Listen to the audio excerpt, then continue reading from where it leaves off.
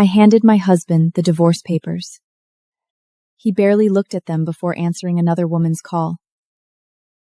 Our daughter was still waiting for him to come to her birthday. He signed without reading a word. Then he left to comfort the woman he actually loved. That was the moment I knew my marriage had already died.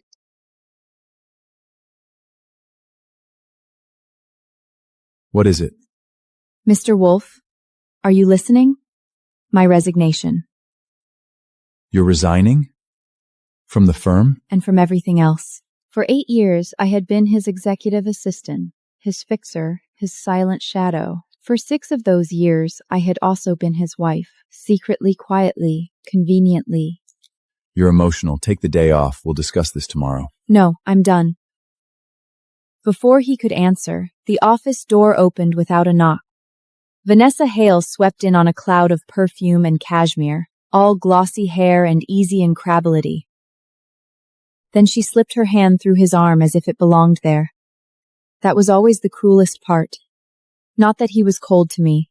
It was that I had seen what warmth looked like on him, and it was never mine. 8 years of loyalty, 6 years of marriage, 1 daughter. I should have felt shattered, and instead I felt clear. I turned and walked out before either of them could see the hatred in my face.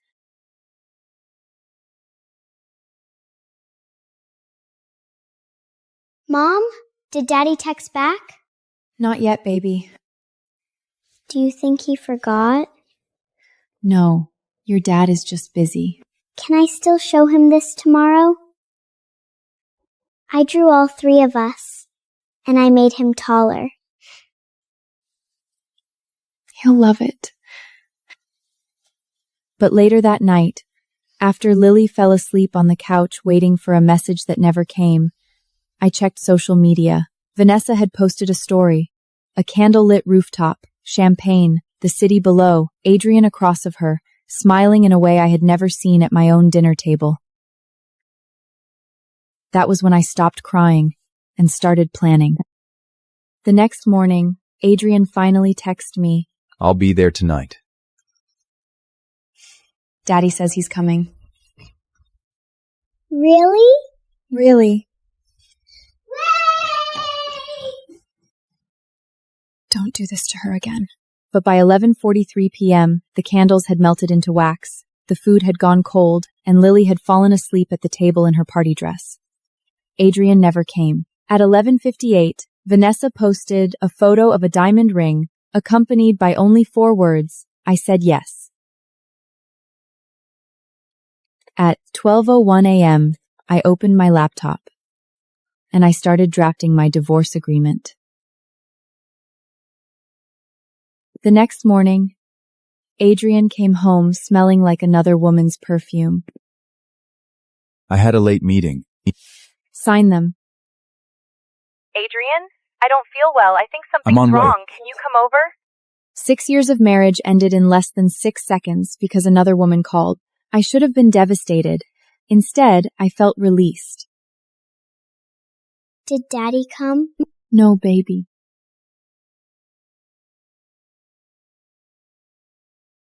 He didn't even open it. Is it because of me? What? Maybe he doesn't come because I'm annoying, or because I talk too much, or because he doesn't really want me. No. Listen to me. None of this is because of you. Not 1 second of it. Then why doesn't he love me? That question split me open. I kissed her forehead because I couldn't answer without breaking. That afternoon, a package arrived from Adrian's assistant at the office. Inside was a porcelain ballerina music box. 3 years ago, Lily had been locked by mistake inside a rotating stage prop at one of Adrian's company galas. A giant glass music box centerpiece Vanessa had insisted would be magical. Lily had panicked in the dark. She had screamed until she vomited. Since then, anything like that made her shake. He didn't even know. I wanted to throw it in the trash, We'll get you something better. She nodded, trying to be brave again. An hour later, Adrian finally called. I answered only because Lily was watching me. Elena, Vanessa's been under stress. She needs somewhere quiet to stay for a few days. I'm sending a car tomorrow. You and Lily can stay at the townhouse on Lexington until she leaves. I said nothing. For a second, I thought I had misheard him. Are you asking your wife and daughter to leave so another woman can play house in our place? There was a beat of silence. Then he said the words that killed whatever remained between us. You know this marriage was never meant to be public. Vanessa can't know about it right now. It would damage too much. After the call ended, I stood still for several seconds. Then I looked at Lily. Are we leaving because of him? We're leaving because sometimes staying where you're not loved hurts more than going somewhere new. Can we go somewhere he can't make you cry? Yes.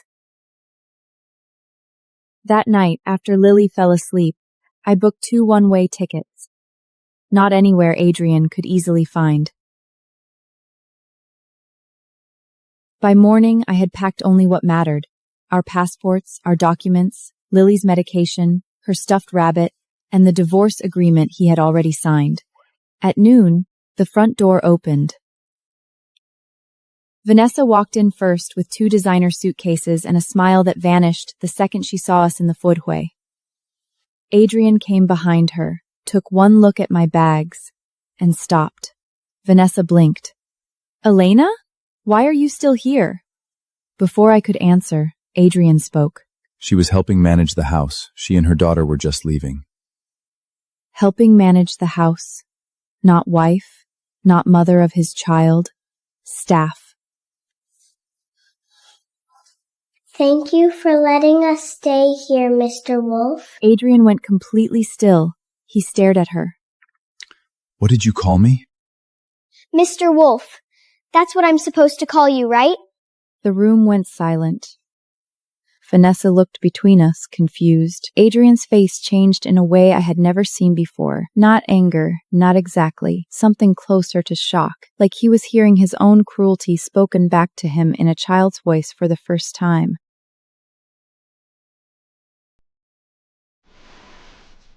Come on, sweetheart. We moved toward the door. Adrian stepped in front of us. At least take the rest of your things. We have what we need. His eyes dropped to Lily's backpack and my overnight bag. That's not enough. It is now. Adrian, what's going on? He ignored her.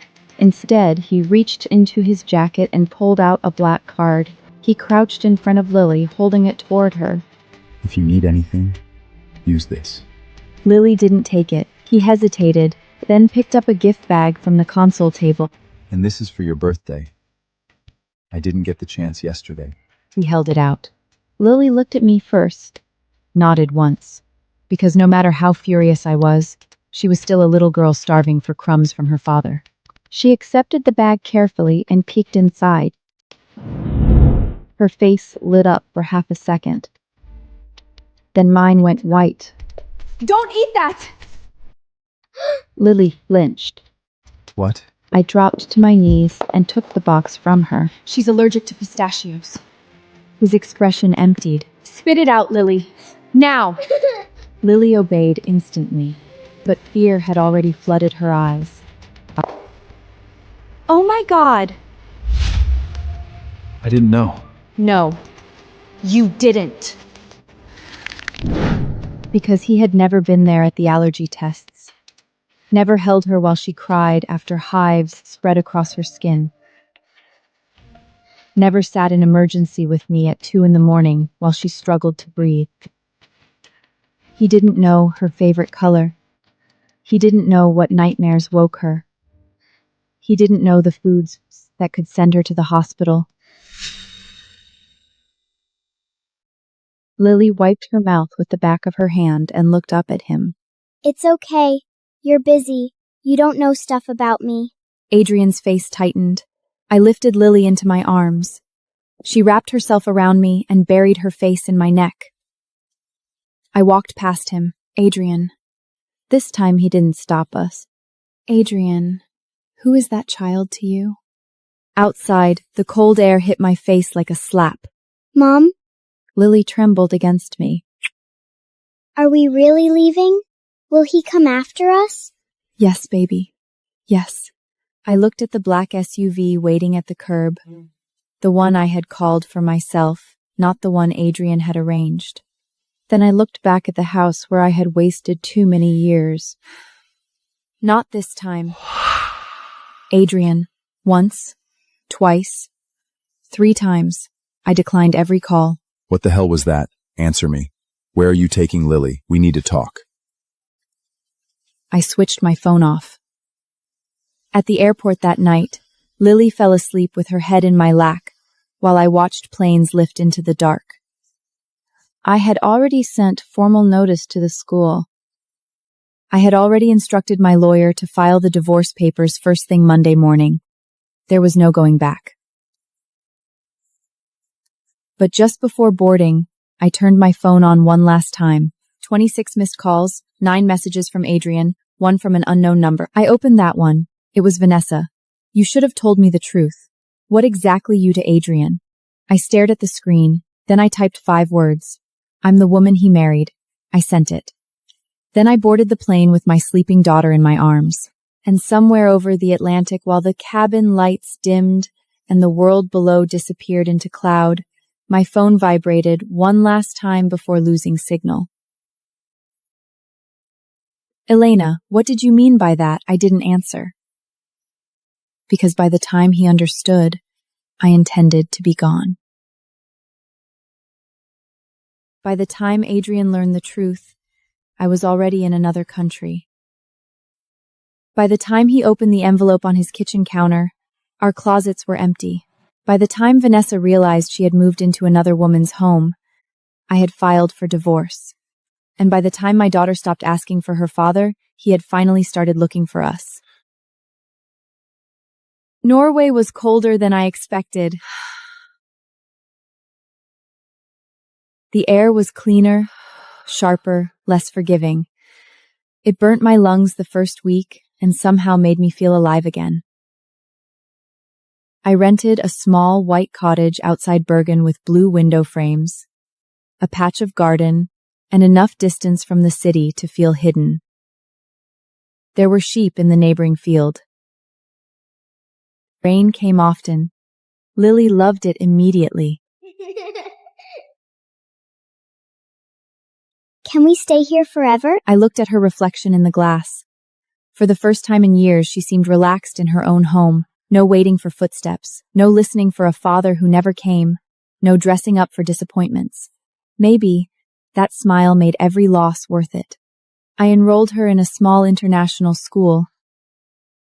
I unpacked only half our boxes. I bought secondhand furniture and planted herbs in the kitchen window. I answered no calls from New York. For 2 weeks, there was silence. Then my former coworker Mia started sending me updates from Wolf and Black. At first, I ignored them. Then one night, after Lily had gone to sleep and rain was tapping the roof, I opened the first voice note. Mia sounded breathless with gossip. You will not believe what happened. Adrian finally found your resignation letter. Apparently he never read it. Vanessa interrupted him that day, and he just forgot. He's been losing his mind. I stared at the screen.